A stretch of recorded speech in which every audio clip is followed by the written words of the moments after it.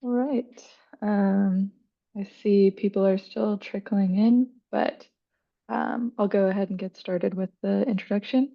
Good morning, everyone. Thank you for joining us for the Invasive Phragmites Control Fund Budgeting and In-Kind Contributions webinar. My name is Madeline Schuster. I'm the Communications and Administration Coordinator at the Invasive Species Center, and I'll be your moderator for today. This morning, we'll be giving you more information about the Invasive Phragmites Control Fund and how to develop a budget and understand in-kind contributions. You'll have the opportunity to ask our speaker, Kendra Jolly, the grants coordinator at the ISC, any questions you may have at the end of the presentation, but feel free to ask any questions in the chat during the presentation, and I'll do my best to answer them. For the questions at the end of the presentation, please put them in the Q&A. This will just make it a lot easier for me to review them and pose them to Kendra.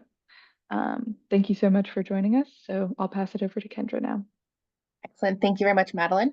Good morning. Like Madeline mentioned, my name is Kendra. I am the Partnership and Grants Coordinator at the Invasive Species Center. And today we're going to be doing a very brief overview on the OPA program, a little bit about the Phragmites Control Fund, and then a lot of the budgeting and in-kind portion of your applications. This is going to be recorded, so if you have any colleagues or anyone else that will be interested in watching this, it will be posted onto our YouTube channel later this week.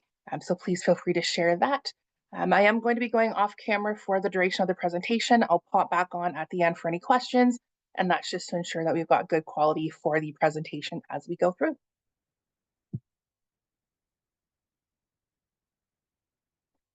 All right, so we're going to be talking about budgeting and in-kind contributions today. As a reminder, the applications for the Invasive Phragmites Control Fund do close on February 12th, 2025. So please do keep that date in mind.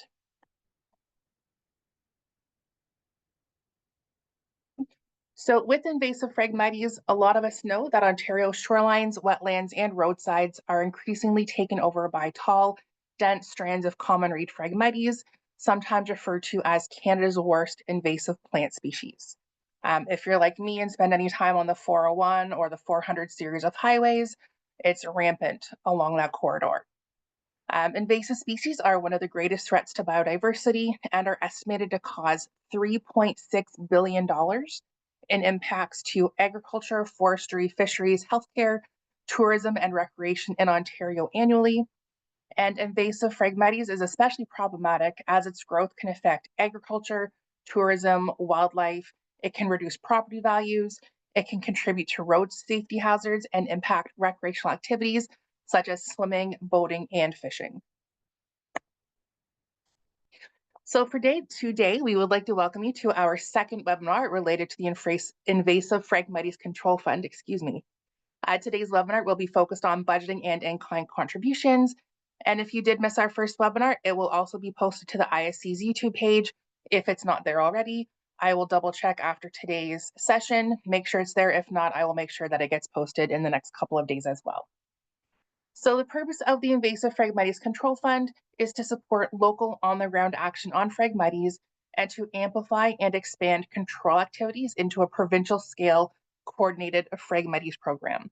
So we want to make sure that we're talking to each other as best we can, get that coordination going, and try and make as big of an impact as we possibly can year over year.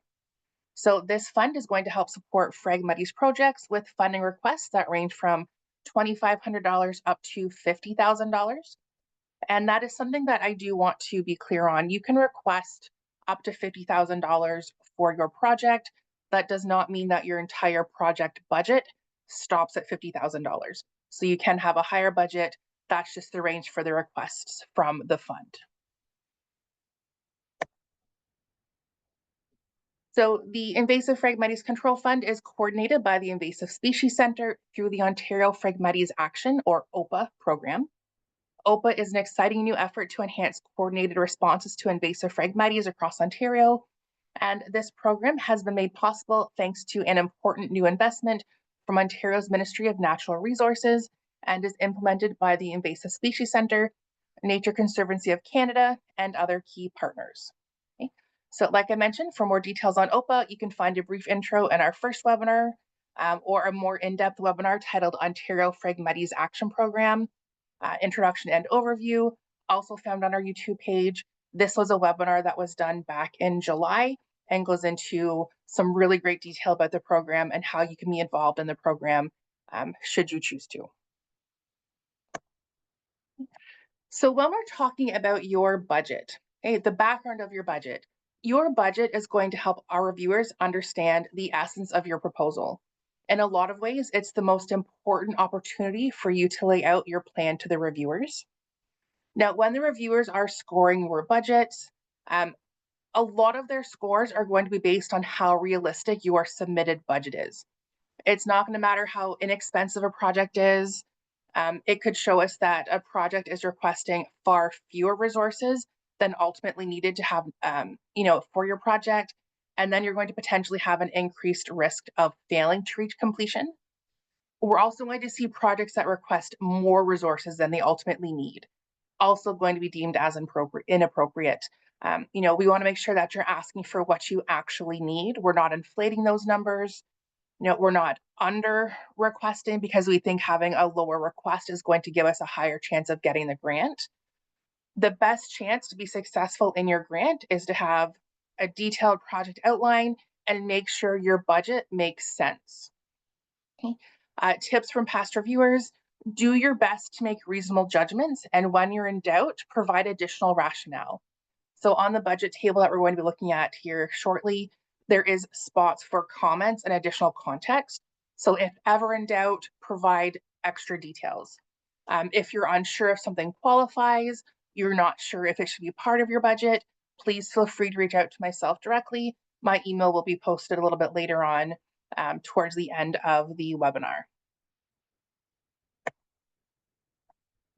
So when we're looking at developing the budget, applicants are required to complete a budget table that's going to identify the overall project budget, funds requested from the IPCF, non-IPCF contributions, so that could be contributions coming in from the organization itself or potentially coming in from other partners, both cash and in-kind contributions. So if you've got some other contributions coming in, we do ask that you identify which ones are a cash contribution and which ones are in kind.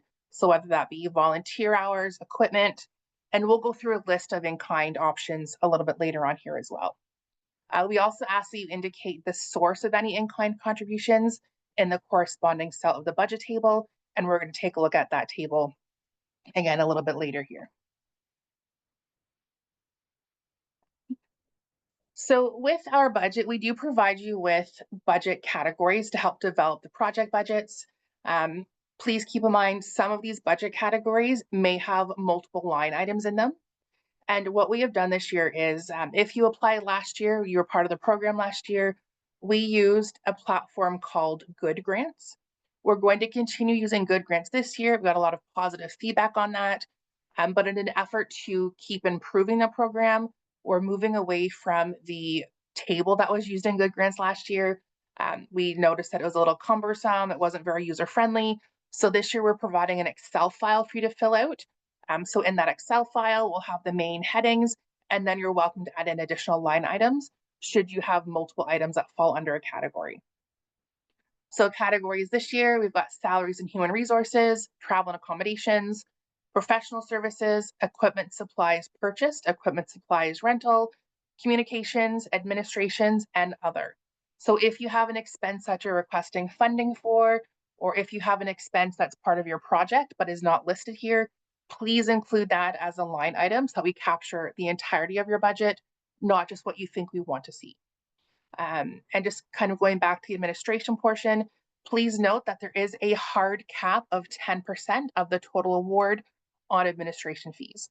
So for simplicity's sake, if you are requesting a funding of $2,500, the administration fee for that application would be $250, or the request, I should say, $250. So keep it at that 10%.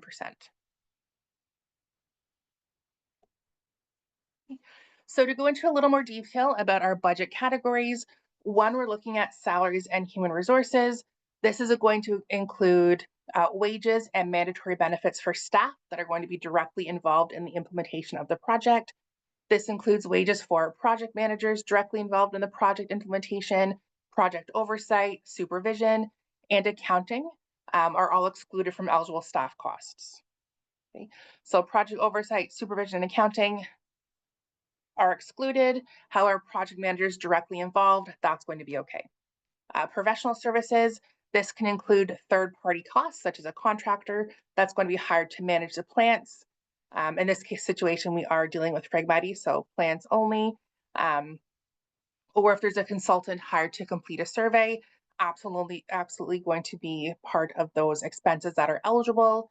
If you're looking at having somebody on your staff or part of your organization licensed to apply herbicide, that is also going to be an eligible cost under professional services. We look at that as building capacity, not only for this year, but future years. So absolutely something to consider. Equipment and supplies purchase. This is going to include materials and supplies purchased for the implementation of the project. The cost of any purchase over $1,000 do need to be prorated for the duration of the project. And that means that if you're purchasing a piece of equipment that will be used outside of the project for a number of years, it does need to be prorated to the smaller time frame that the project is going to occur in, not the total cost of that item. So we've got equipment and supplies rental. This is going to include materials and supplies that are rented for the duration of the project or to implement the project.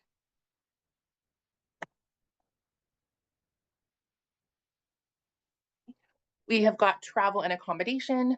So this could include transportation for meetings or events for project staff, contractors, or meeting and event attendees. This can be, the funded amounts must align with the Ontario government's travel, meal, and hospitality expense directive. We can provide a copy of that. I believe it's linked in the applicant guide as well. So for example, for mileage less than 4,000 kilometers over the entirety of the project, the mileage rate is 40 cents per kilometer for Southern Ontario. And if we're in Northern Ontario, it would be 41 cents per kilometer. Accommodation may include appropriate economical accommodations for meetings or events for project staff, contractors, or meeting and event attendees. Food and beverages may include costs for food or beverages for project staff or contractors during project meetings and events held with the public. So let's say, for example, you're hosting a volunteer event. If you want to bring in coffee and some snacks, that would be included under this budget expense. When we're talking about appropriate or economical accommodations, that means we're not staying, at a 5-star Fairmont hotel. We want something comfortable, absolutely, something safe, but appropriate for the area and for the budget of your project. It's very important that we are collecting entertaining itemized receipts to verify the expenditure. And funds that are requested under this line item may not be used for non-meal food and beverages or alcohol. Meals when the travel period is less than 5 hours, and meals during travel when the travel is a part of the regular job duties of the staff or the contractor. So if you have a contract with a contract or a third party, it's already built into their contract that it's going to be covered. We're not going to be double dipping. So moving on to in-kind contributions. So this cycle of the Invasive Phragmites Control Fund, just like last cycle, has the requirement of at least a 1-to-1 contribution towards your project. So what that means is for every dollar that you are requesting from the Invasive Phragmites Control Fund, you also need to be contributing that same dollar value into your project or more. So eligible in-kind contributions are going to include eligible monetary and non-monetary resources that partners, sponsoring organizations, and or the applicant's organization provide to support the project. Now with this, we do not see cash over in-kind as one more valuable than the other. To us, they are one and the same in value. We do not weight one heavily over the other. They're all the same across the board. We do, however, ask that you do clarify which contributions are reported as cash contributions and which ones are donated as in-kind. And applicants are also asked to indicate if any in-kind contributions have not been secured in the budget table and just give a brief explanation as to the status of securing the contribution and kind of where we are. We would also ask that if there are any changes to your budget, either after you've submitted your application or through the the project itself, that you do please let us know so that we're aware of it and we can try and work with you to see what we can do to get that taken care of. So types of in-kind contributions. This is one of the most common questions that we do have. So to support proponents in considering the wide variety of in-kind contributions, we have provided the following categories for consideration.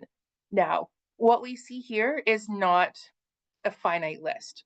Okay? This is not the be all end all. There are other items out there. This is just really to help you get thinking about what you have on hand, what your organization is already bringing to the table that can be included as an in-kind contribution to help you reach that one-to-one matching requirement. Okay?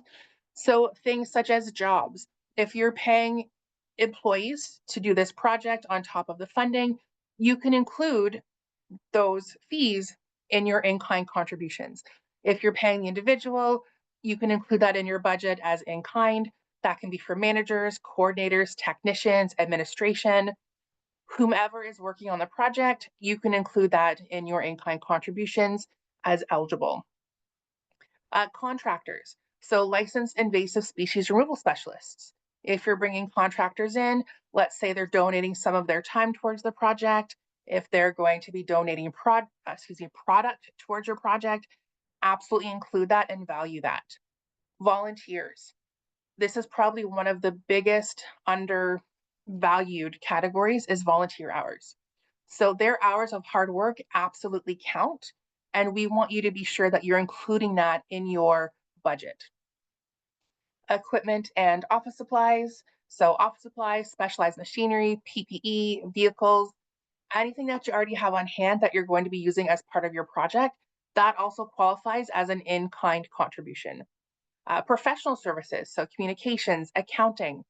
If you're paying for these services in the regular course of business, but you're also using them as part of your project, you can use prorated amounts in your budget to include as in-kind contributions. Other costs, so disposal, permits, postage, if you are covering that as part of your project, you can include that as an in-kind contribution. So again, this is not an exhaustive list. This is just really to get you thinking as to what can be used towards in-kind contributions to meet that one-to-one. So understanding in-kind a little bit more, salaries and human resources. So for this, it can be the actual salary or wage costs, including MERCs, and that's going to be those mandatory employment related costs, so government deductions for people paid for their contributions to the project. Again, this may include project managers, admin staff, or other staff that are contributing. Any costs paid out by the group or organization that may come from other sources can also be included. Now, the caveat to this is if you're requesting funding for staff through the Invasive Phragmites Control Fund, do not include that as part of your budget. So include it as a requested portion, but we can't have it as a request and an in-kind. Again, we're not going to be double dipping. We just have to make sure that that's identified correctly. So professional and technical services or contracts, consulting fees, technical expertise directly related to the funded project. So communication professionals, lawyers, Indigenous elders that are going to be paid out directly by the group or organization. Again, not through the Invasive Phragmites Control Fund funding. So if it's something that you're doing separately for the project, again, count it as an in-kind contribution.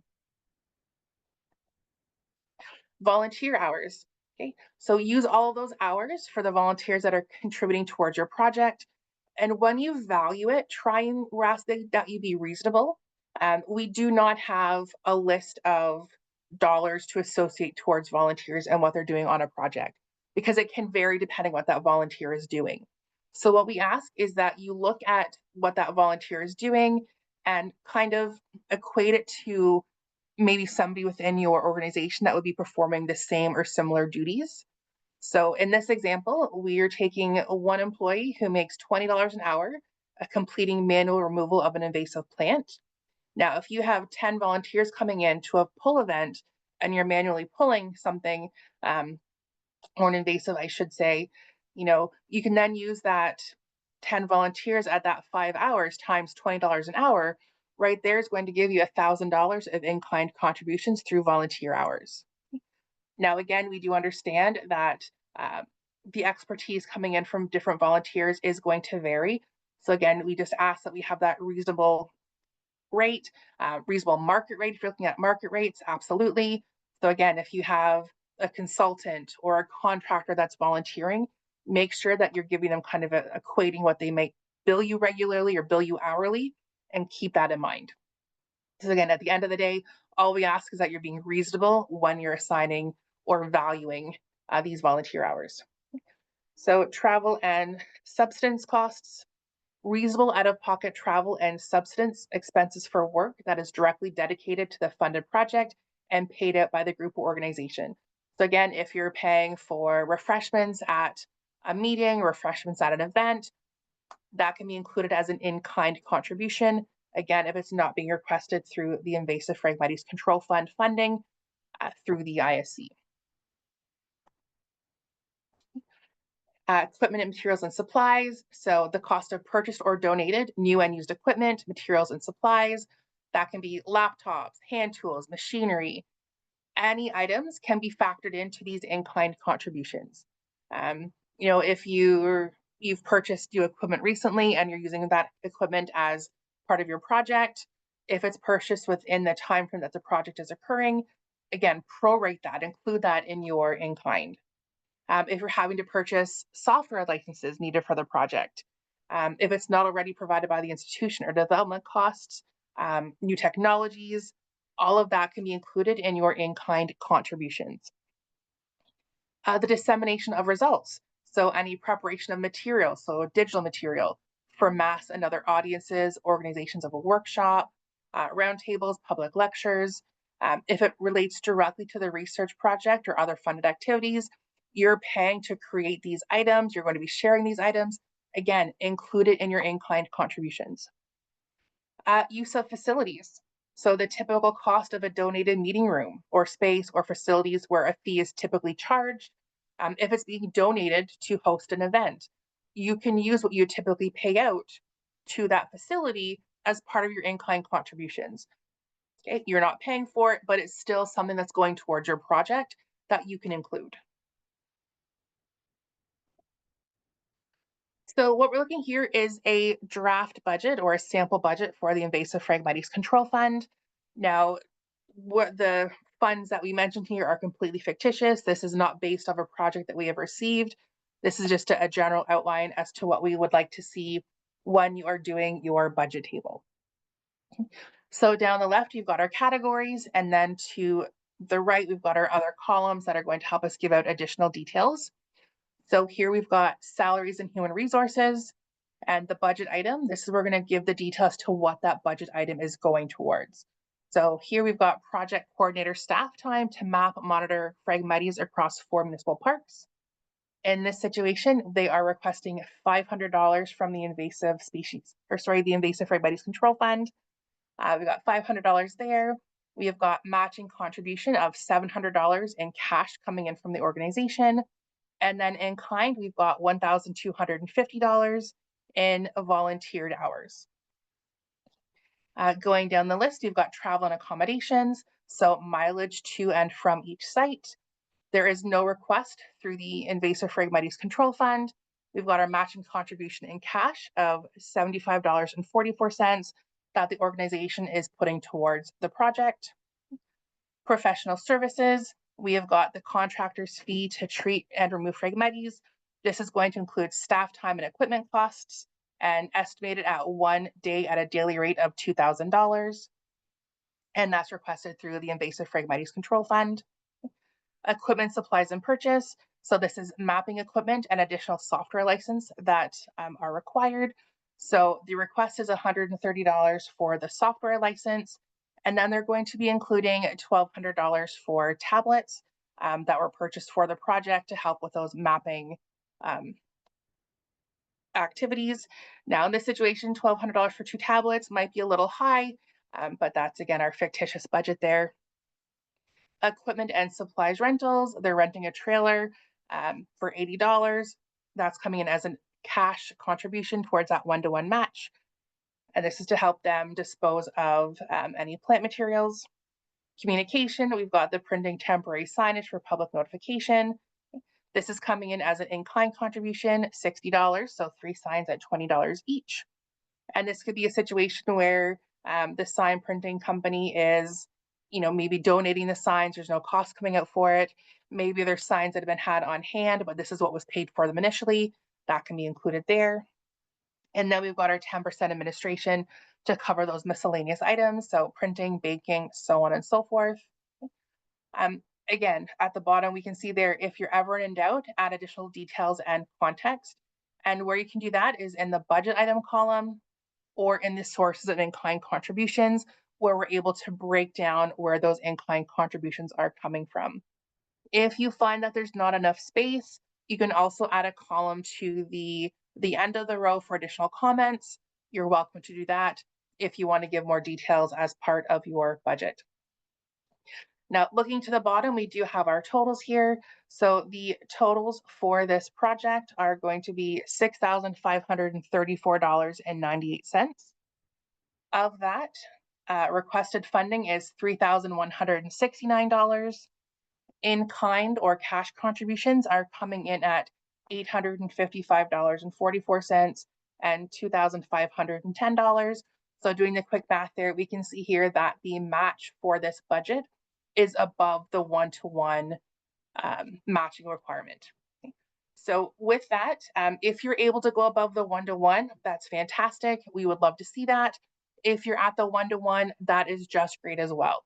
You're not going to be marked down by only being, I shouldn't say only being at, but being at a one-to-one is not going to score you down, but you do need to at least hit that one-to-one matching requirement. So like I mentioned earlier, we are still using Good Grants this year to go through with our applications. And this is what you're going to see when you go into the Good Grants profile. So if you're new to Good Grants, the first time you access the website, which is isc.grantplatform.com, it'll take you to our landing page. You'll need to create an account. Once you create an account, you'll log in and you'll see the option to apply for the Invasive Phragmites Control Fund. You will also see the option to apply for the Invasive Species Action Fund, which is also currently open, and that fund covers all invasives except for Phragmites. So when you come into the application, you're going to see a number of tabs that run across the top of the screen. So you've got Start Here, Project Eligibility, Applicant Details, Project Details, and then Optional Attachments. What we're looking at right now is the Budget and the KPI File tab. This is where you're going to come and you're going to download the Excel file that we have created for you. Okay. So the first arrow at the top there is pointing to the tab, and then our second arrow pointing to the left is pointing you to or directing you to the link to download the Excel file.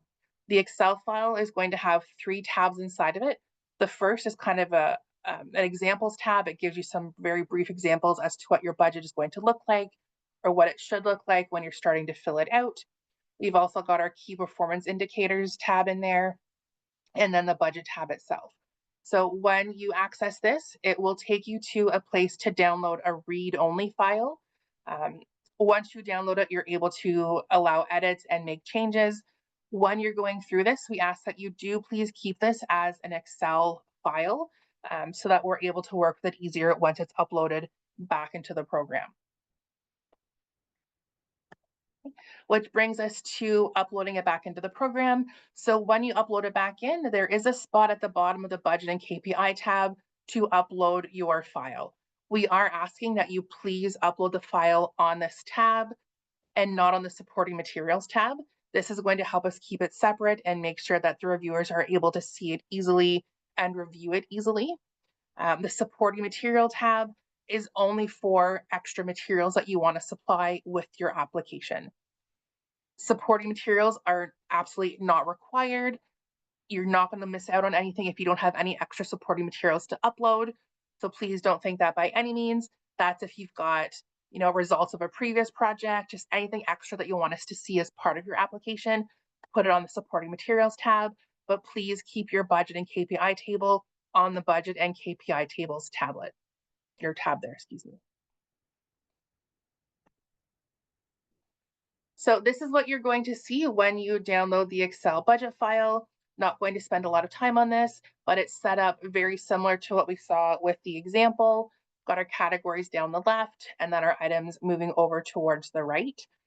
So when you've got those categories, as I've mentioned, if you are going to be adding additional line items, absolutely welcome to do that. Just make sure that they're under the correct headings. And we are asking that you please total all of your columns as you're going through the project and before you upload the file back into Good Grants. There are also a couple of questions in Good Grants where it's asking you to confirm the amount of funding that you're asking for and to confirm the overall project budget. So just some extra fail safes for us to make sure that we're getting the correct numbers and what you're asking for is being accurately recorded as well and taken care of that way.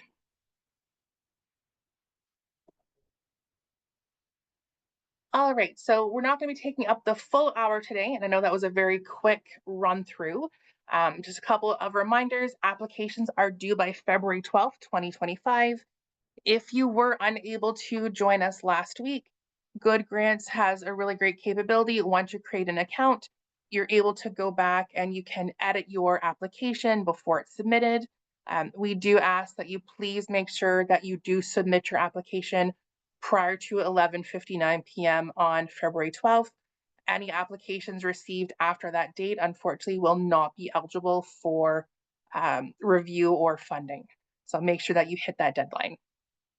My email is there at the bottom of that page. If you have any application specific questions or questions that you think are unique to your project, please send me an email. I would be happy to chat with you and work through that. But for now, if there's any questions, I'd be happy to field those.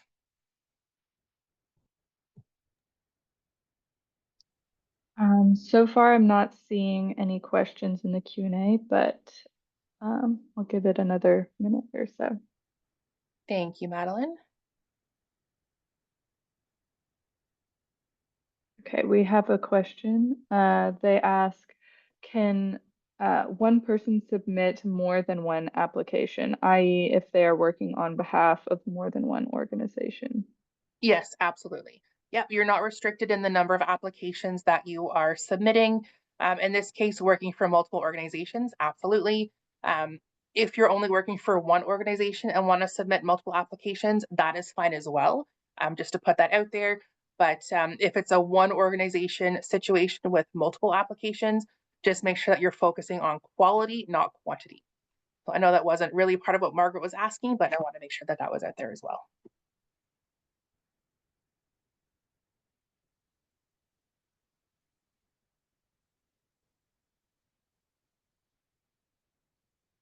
Okay. We have a couple, or we have another question. Can the area for removal be in different locations? Absolutely. So you can apply for multiple locations on one application. So just like we saw in our budgeting example, they're going to be mapping at 4 different locations. So you can absolutely do that.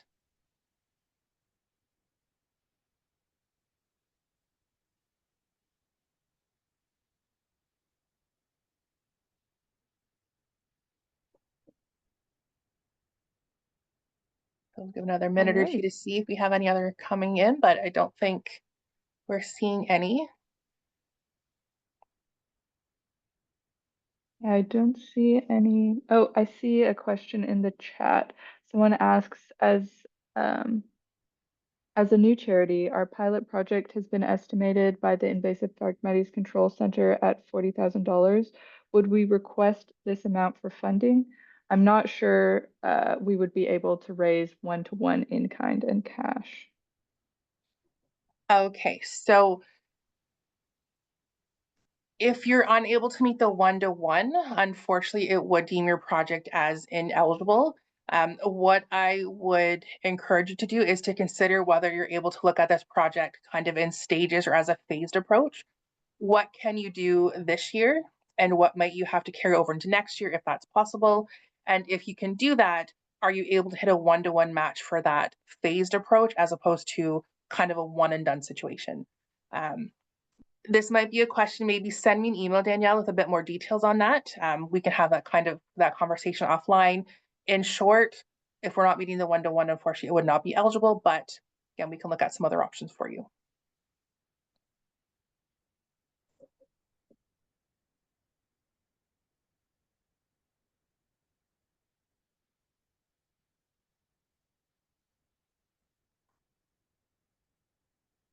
right.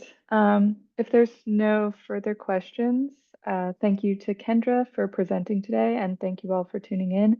I just wanted to remind everyone that this webinar was recorded and it will be posted on both our website and our YouTube channel.